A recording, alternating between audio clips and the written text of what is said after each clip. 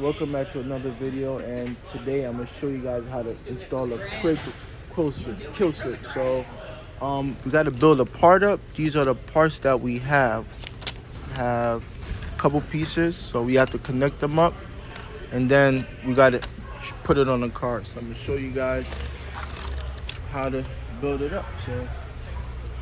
So I'm going to show you guys how to install a kill switch on a Dodge Charger. So it's pretty self-explanatory. You take your ground wire off. That's usually on the battery monitor sensor. Once you get that off, you go ahead and mount that to pin 85. So that get mounted to pin 85, and then you just mount pin 30 directly back to ground like that.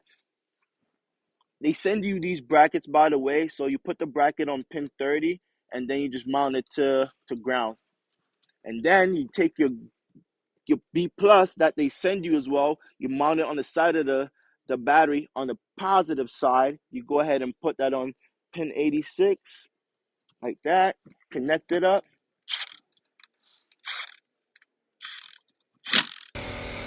So look guys, and now we have two remote that came with the vehicle. So now we are able to turn on, off, on, off, on, off. That's it guys. If you guys like videos like this, don't forget to like and subscribe, and I'll catch you guys in the next one. Peace out.